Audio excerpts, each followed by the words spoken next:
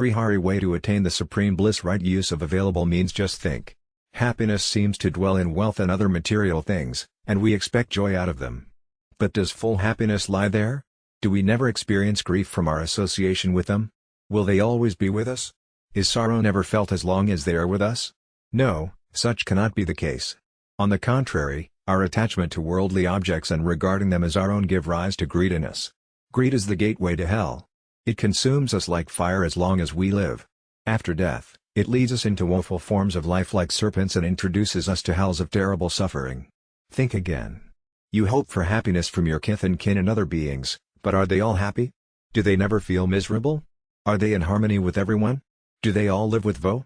Do they even wish to do so? Or, can they all abide with you? Are all your former comrades with you?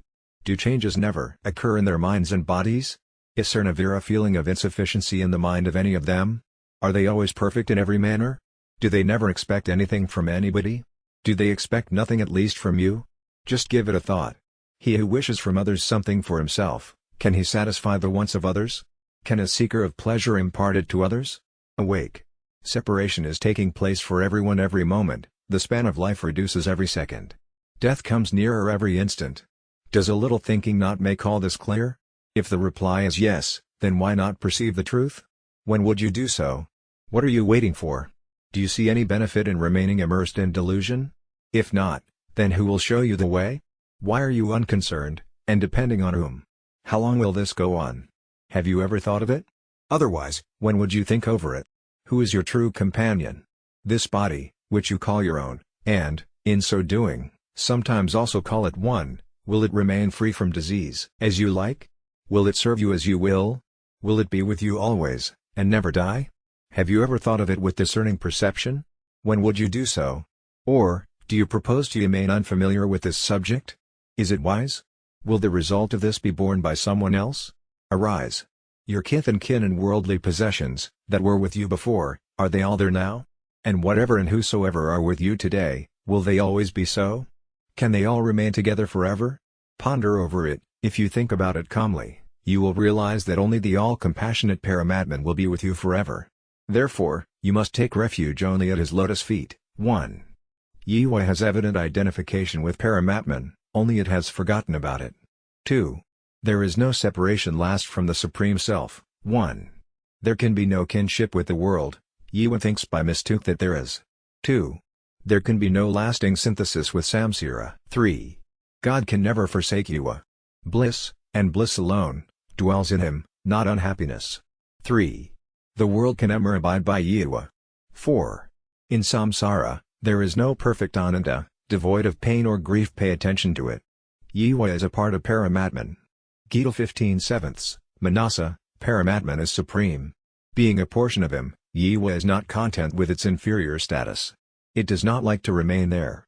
It has a constant longing for perfection, and exerts to reach the sublime height. The reason is that Jiva is a part of the Supreme Lord who is above all. Jiva therefore wishes to rise towards him.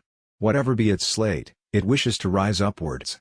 For rising upwards, one must keep two things in mind. One is doing and the other is being. For example, we do business in which there can be either gain or loss, therefore, we must be vigilant in doing and never indulge in anything which may bring about our downfall, and in being, let us be ever full of bliss. Whatever is happening is doing so as the outcome of our past karmas. This is as ordained by the merciful Lord. This belief will prove itself when our attention is steadfastly centered on our aim. Progress of him who acts thus is certain, he shall attain spiritual heights. That is the eternal law. Downhill has its own reason. We are careless in doing. If the result is favorable, we are glad. If it is otherwise, we feel sad. Be ever watchful in doing. Being watchful means that we refrain from doing what should not be done, and also worry not about what cannot be accomplished. In other words, we do not what the sastras prohibit and what is against social sanction. At the same time, we do not be anxious to achieve wealth, respect, glory, status, power, etc. It is not within our control to have them, howsoever we might covet them. By discarding the very idea of improper actions, and by not worrying for what cannot be achieved, we get strength, ability and enthusiasm to do what must necessarily be performed. The same advice is given by Lord Krishna to Arjuna in the Gita in these words, 247, seek to perform your duty, but lay not claim to its fruits. Therefore ye must perform action without attachment to its fruits. Only that action is worthy of performance which has in it renunciation of self-interest on the part of the doer, and which is of benefit to others. What is done with selfish motives is only a deed and not what is fit to be done. This type of action is performed even by the lower forms of life like animals and birds. What is then the significance of human life? 7 Hence, renouncing self-interest, man should strive to extend happiness to others. And more than happiness, we should concentrate on their ultimate good. Our Nidakars have laid down, one should have contentment as regards wife, food and wealth because these are inherited as fruits of actions performed in previous births. In the study of scriptures, in prayer and in charity, one should never be contented as these are new actions. He who feels satisfied in them will stray from the path of duty. Therefore, be ever engaged in good actions. We are advised to be content about wealth and earthly possessions. The idea is that we remain satisfied while acquiring them. There should be no discontent about what comes to our lot. But we should never be wanting in performing actions which we are enjoined to do. It is the law of nature that man readily engages himself in whatever he feels devoted to, and one who works with devotion does go ahead. Unemployment is at present rampant throughout the country. There may be several reasons for it. One prominent reason is that people avoid doing what right conduct demands of them. Unemployment does not affect the person who constantly does his bounden duty, whose needs are simple and who gives up taste, affectation and ostentatiousness, who employs his energy and resources in the service of others, who defends the rights of other people and does not encroach on them, and who does his allotted work diligently. We shall get whatever is in our destiny. The right understanding of this saying is that we do not worry, not that we become inactive. Therefore, do not neglect duty. He who thus acts with devotion progresses both materially and spiritually. There is, however, a difference here to be noted. Those who strive hard for material advancement are rewarded with added ability to work, but it is not laid down that they must always be rewarded also with prosperity, prestige and respect. These depend on past actions, on destiny. Contrary to this, he who strives for spiritual advancement is always rewarded with success. That is, he develops love, understanding, peace, enthusiasm and absence of confusion and laziness, and his work goes on well because these are his own qualities. Why this difference? The answer is that human body has been given to us for realization of paramitman only. The aspirant of spiritual progress shall attain it provided he indulges in earnest and devout action. Achine does not even make the attempt. How is he to attain that slate? As against this, the gaining of material objects is dependent on fate. If destiny favors, one gets while he wants, but it is not certain that he shall get it by Irving. In the spiritual field, what is important is keen desire and devotion, whereas in the material field everything depends on luck. Therefore, do not waste time in carelessness and laziness. Be constantly engaged in prayer, study and contemplation of the sacred texts, and thinking of the good of others. It is not realized PV the thick-headed that if we think of the good of all are benefited. What is gross has a limited arc of effect. The subtle is diffusive, and pervasives everywhere. Thoughts are subtle. Hence, when the thought to do good to everybody comes into the mind, it creates similar atmosphere, and that spreads happiness all round. That is why the Lord SUVs. Gita 124, those who are intent on the welfare of all beings. Verily, they also come unto me. He who is free from attraction and repulsion, ND whose heart beats for the welfare of all beings. As. With the universe. Thus spake Lord Krishna in the Gita, Gita 5:29. He who knows me as the friend of all beings attains peace or moksha. He who is ever concerned with the welfare of all, whose mind is pervaded with such ideas as, may all be happy, may all be free from sickness, may all be blessed, may none have the slightest sorrow, the sentiment of such a person merges into the desire of the Lord who is the friend of all beings. Oneness with the desire of Paramatman easily leads to oneness with him.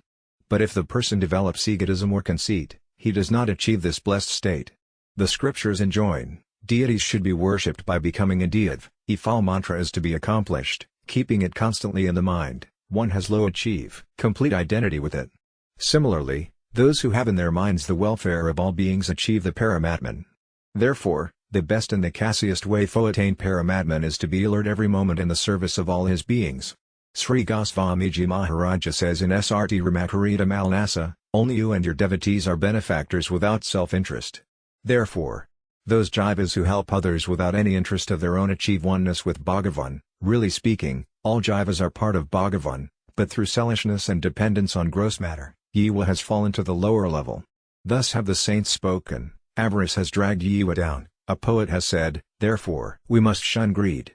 Businessmen are inclined towards gain but not towards loss. If you acquire what is destructible, it will indeed perish. By enjoying it you will also have a downfall. If it is diverted in the service of others, that thing will have some meaning and it will also bless you. All worldly things are liable to part company with you, ultimately, your separation from them is certain. If thou use them in the welfare of other beings, through mortal things, you will attain immortality, Bhagavata 1/2W22, but outer renunciation of material things alone will not do, you must give up attachment and love for them. Think of using them for the benefit of others. Such a bhava leads to bliss, even though the thing may be lying with you. As against this, even if we apply our entire wealth in the cause of others, but without being disinterested, it will not lead toward deliverance. For example, a dying person departs from this world leaving behind all that he thought was his, and takes not even a thread with him. Does he attain salvation? Now the question arises, what is this bhava? The essence of this bhava is that we do not regard as our own anything from which separation is inevitable. We should always think like this: the world belongs to Paramatman. All earthly objects are his. Also are his things that are called mine. Therefore, may they be used by me for the benefit and welfare of all. May all those things that are known as mine, wealth, status, power, etc., be used in the service of other beings. A greedy man's mind is always full of thirst for acquiring more riches. Similarly, a man's mind must become possessed by the idea, how to use for the welfare of all beings things which are considered mine. Even with such sentiment, we will not be able to exhaust all our possessions in the service of others. How? Because they will not be lacking. There will be no paucity of them. Eminent thinkers as also rich people have been heard saying that it is not as difficult to produce wealth as it is to employ it where it is needed, that is, to make good use of it. For example, everyone has that invaluable wealth called time, but there one's difficulty in its sensible use. The common man has intense desire to earn wealth, but not for its proper use. What to speak of others, even those men and women who participate in satsanga, while they are anxious to have more of it and to listen more and more to spiritual topics, do not pay sufficient attention to putting into practice what is heard and molding their lives accordingly. What needs emphasis is that one acts on the good counsel he has heard. He should feel pained if light does not become attuned to satsanga and the holy texts. Many pupla have a notion that if they have more riches, they can perform pious deeds, and so they keep on gathering wealth. Right conduct demands that even for dharma, what to speak of collecting riches, it is not good even to desire them. We must forget that even for yajna and charity, it is a mistake to hanker for material wealth. On the contrary, the thought of pulling to good use whatever in or loss brings peace and happiness. To quote from Parnu Tantra, to earn wealth for the sake of dharma is like soaking clothes in the gutter with the idea of later washing them clean at home with tap water. The moon who commits such folly does not pause to realize that the clothes are already clean and, therefore, why should he waste energy in dirtying them and then washing them again? Similarly, why worry about material prosperity for the sake of good deeds? One should however pull to good purpose the wealth, learning, strength and wisdom he has. Wealth comes and goes, you are the immortal Atman. Therefore, what happiness can riches give you? To desire riches is like soiling your clothes in mud. Here one more thing should be borne in mind: mind and this body belong to the same category, they are but vikaras of prakriti, whereas you are pure consciousness. Wealth is inert matter and perishes. You do not attain consciousness with it, nay. Its renunciation makes you aware of your true nature. It is quite wrong to assume that we can buy svara with money. Leave aside the talk of riches. Lord Krishna has said, Gita 11:53, the Lord cannot be realized by yajnas. Nor can he be realized by study of the Vedas. It is futile to think that by giving alms and gifts we can mect him. Again, we cannot hope to reach him by practicing austerities. The Lord says, one cannot be attained through these means. When you have cut asunder the knot that binds you to gross matter, what remains is pure consciousness. Here a question can be asked: you say God is not realized through yajna, charity and penance, but the Lord himself has said, Gita 9:27, O Aruna, whatever you do, whatever you heal, whatever sacrifice you perform, whatever you give and whatever you practice as penance, offer that all unto me. Make an offering to me of whatever you do. By doing so, you will be freed from good and evil fruits of your actions. Gita 9:28. How does this reconcile with the earlier statement that God cannot be realized through yajna, charity and penance? 7. The answer is, here we are enjoined to surrender everything unto the Lord. Do not take as your own yajna, charity or penance. The conclusion is that Bhagavan does not manifest to us through these means. We realize him only by renouncing egoism. Gita 12/12, Kaivalya Upanishad 3, both Shruti and Smriti remind us that we met Bhagavan through renunciation. To try to help others without selfishness and pride is renunciation. When seeds are sown, they come up as crop; when consumed, they turn into dust. Likewise, by using our possessions in the service of others, we get the spiritual crop, that is, Yiwa advances spiritually. When they are enjoved, they turn into dust and Yiwa suffers downfall. A doubt can arise here: should we not even use wealth 7 degrees? The reply is, you may use what is pure. The remnants of yajna are pure. For those who cook food only for their own sake, Lord Krishna says, those sinful ones verily can't sin. Gita 3:13, says Shruti, if there is a sentiment in the mind to share with others, effort to do so will automatically emerge. You may also use things like grain and cloth for your maintenance. This view does not apply only to grain and garment. The best knowledge that we have should also be employed for the good of all. The thought ever present in your mind should be, how will everyone be happy? The passion for welfare of all beings can verily lead you to Bhagavan. Bhagavan and his bhaktas do good to all disinterestedly. Similarly, if the thought of welfare of all beings establishes itself in anybody's heart, that being becomes blessed indeed. For such persons, Bhagavan says, Gita 14 halves, they attain identity with me, by our association with base objects. We have become mean, we shall rise above by establishing relationship with Paramatman who is the friend of all beings. Bhoga offered to Paramatman becomes pure and sacred. Even wealthy people extend their bands for obtaining bhoga consisting of such an insignificant article like batasa. Why? Are they hungry for sweets? Can't they pet batasa? Then, what is it? What is offered to Bhagavan becomes holy and its importance increases. In the same way, all that he owns becomes pure for the person who offers everything to God and renounces his ownership over objects. How simple and easy it is, only the way of looking at things must change. Change of sentiment makes all the difference. Businessmen know that they become rich when price goes up and become bankrupt when it comes down, even though the article bought may all the time be lying with the vendor. It is not within our power to influence market rates, but we can certainly change our attitude towards objects. Therefore, by changing our attitude, by lifting eye upwards, we can become immensely rich and have sublime gratification. That is the real purpose this human frame should serve. Just as the lock of a safe fastens when it is operated in our direction and opens when so done in the reverse side, so also, by our greed to acquire what belongs to the all-pervading Lord, we put a lock over it. When we wish it to be shared by all his creatures, the lock opens. About those who follow Paramatman with a chaste heart, TT has been heard that the essence of what is enjoined by Srutis and Smritis gets imprinted in their minds even though they be illiterate. How does this come about? Because, Jnana is for us, and not for Bhagavan. Jnana removes ignorance. Since ignorance does not go near Bhagavan, what the Sastras say is of no use to him. All that knowledge is only for us. We do not acquire that knowledge by hankering for worldly goods. God does not withhold wisdom even from seekers of material objects. But the seeker of worldly objects is just incapable of receiving it. We cannot have pure knowledge while holding on faux sense objects. Saints quote the example of two ants. An ant living on a lump of salt became friends with another ant living on a lamp of candy. The first ant, out of friendship, took the second ant to the lump of salt and invited her to cat it.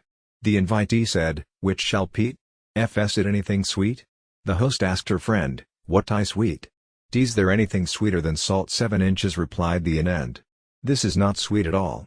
Sweetness is of a different type altogether." The ant living on the lump of candy asked the other ant to accompany her to the sweet lump and examine things for herself. The other ant put a bit of salt ww her mouth lest she might starve.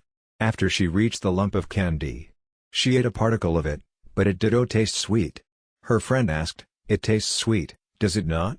The other ant replied, "How can I ditto what you say? If you do not ake a tet miss, do not feel any difference. It is the same old taste." The ant living on candy wondered what this was due to. Why her frickin' candy tasted like salt.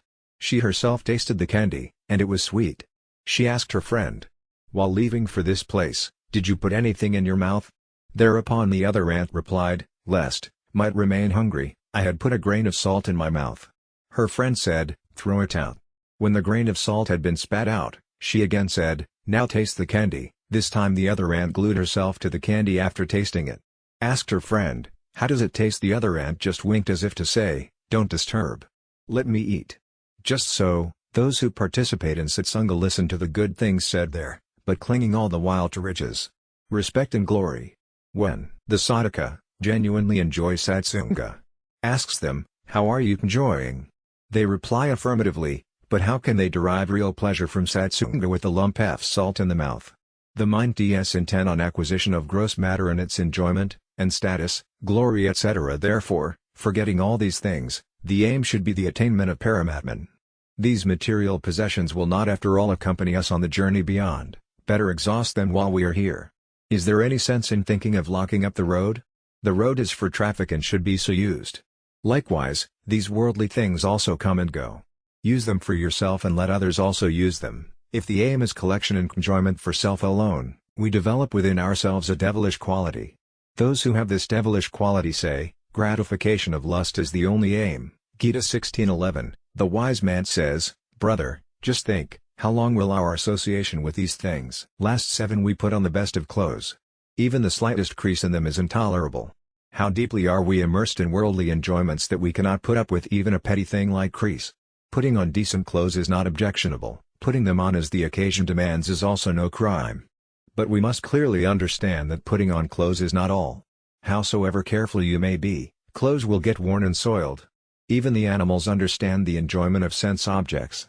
God has endowed man with the faculty of wisdom and discrimination. He can distinguish between the essence and the dross. That gift should not be wasted by him on self-enjoyment and on doing harm to others. Sages and saints used their wisdom for the common weal and therefore they became great. In events like war, the use of magical powers and deceit was made only by asuras. Holy persons never used such means. Wealth was amassed only by yakshas and rakshasas. This does not mean that no devotee should gather wealth or keep it. What is meant is that wealth should be put to good use. Material wealth, learning, power, knowledge are not important by themselves. The importance lies in their use. There is a Nina sloka as follows: the wicked person employs his learning for argument, wealth for arrogance, and power for oppressing others. As against this, learning leads the saint to supreme awareness, his wealth is spent on charity, and his strength protects others, and the Yu attains salvation by such actions. Therefore, whatever strength, time, resources and understanding we have, and in whatever measure, that does not matter, should be utilized in the service of all beings. All are subjects of Bhagavan, and, hence, if we employ our energy for the good of all, we shall be rewarded with the strength of the Lord. The vow of Bhagavan is, Gita AVL, not only this, such a person will verily see God. To put into practice what is heard in satsanga should be the spirit. This does not mean that we do not listen to satsanga discourses. Listen we must, because only by listening do we get the inspiration to practice. The emphasis is on practicing what we have heard. The essential fact is that, being a part of Paramiman, Jiva is not content with his existing state. It wishes to rise above. But it will not be fully happy and contented till it attains Paramatman. By making determined efforts as explained above, man can rise above his present state and reach Paramatman.